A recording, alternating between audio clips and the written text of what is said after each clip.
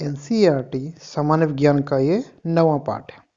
ठीक है, तो हम बिना लेट किए हुए शुरू करते हैं।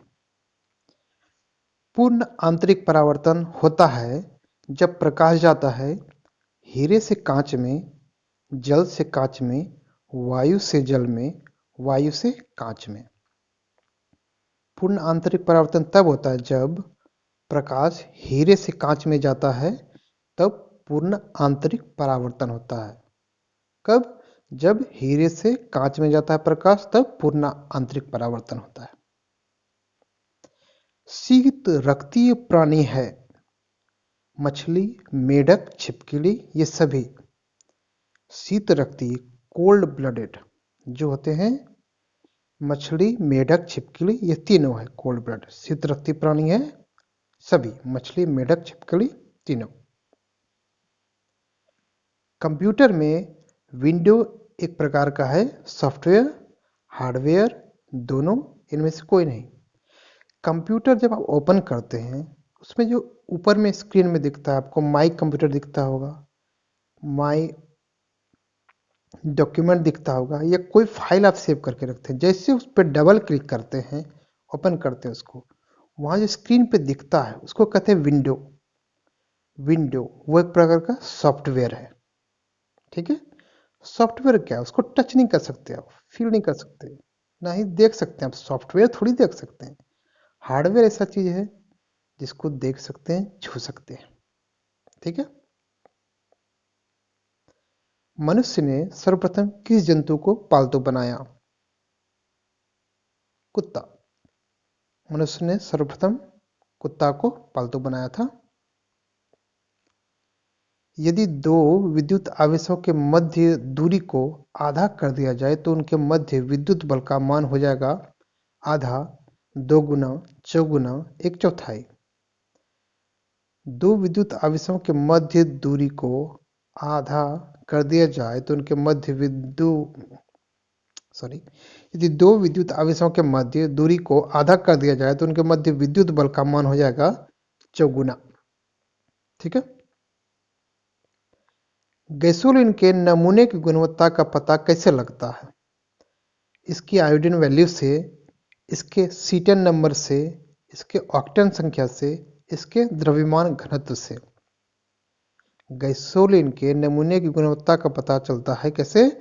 इसके ऑक्टेन संख्या से। गैसोलीन के नमूने का पता कैसे चलता है उसकी गुणवत्ता का? इसके ऑक्टेन संख्या से।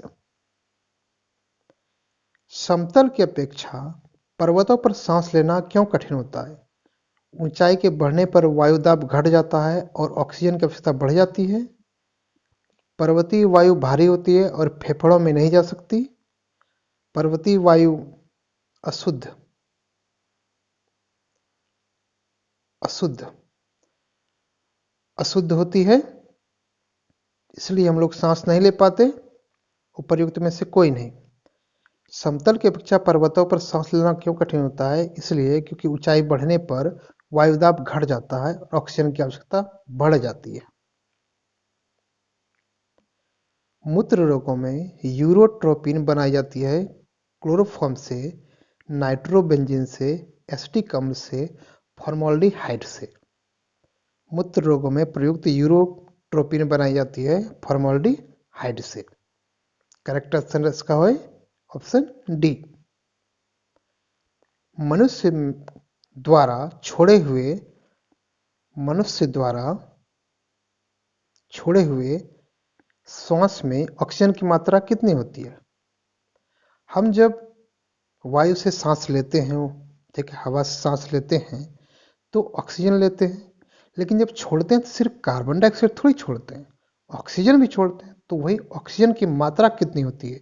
14%, 16%, 20% या 25%? जब सांस छोड़ते हैं तो उसमें ऑक्सीजन की मात्रा होती है 16%।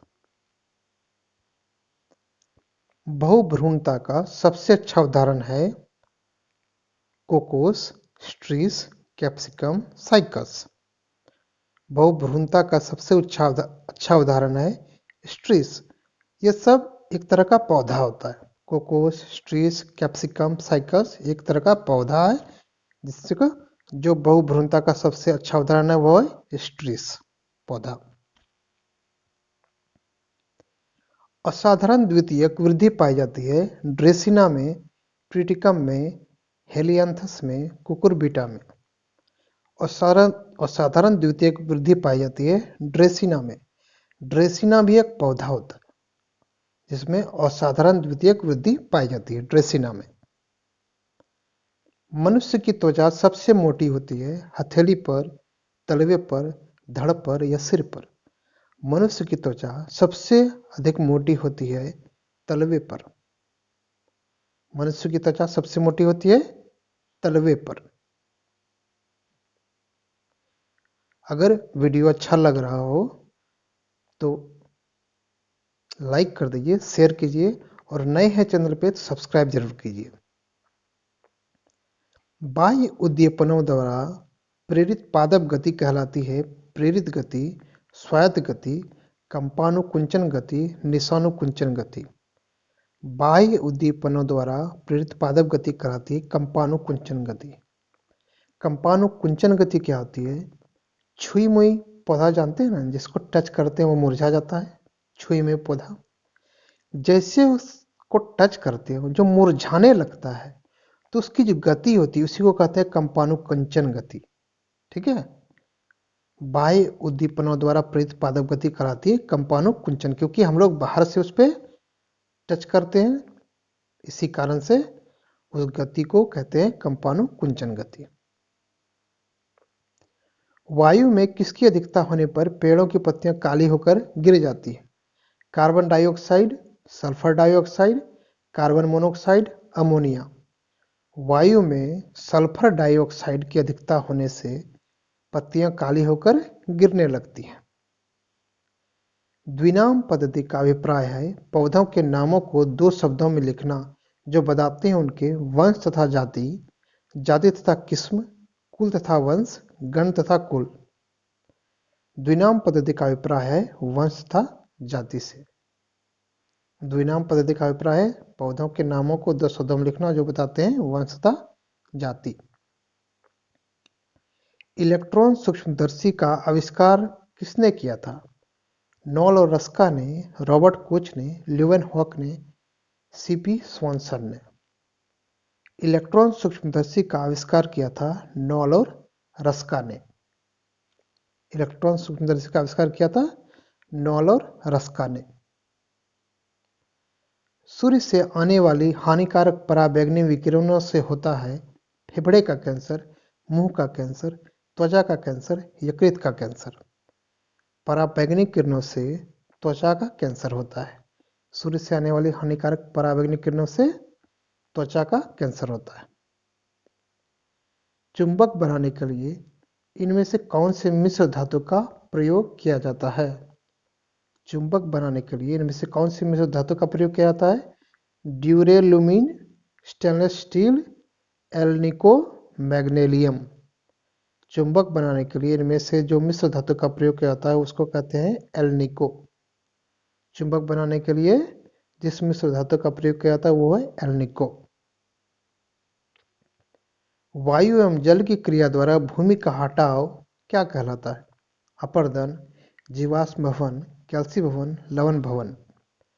वायु एवं जल की क्रिया द्वारा भूमि का हटाव कहलाता है अपरदन।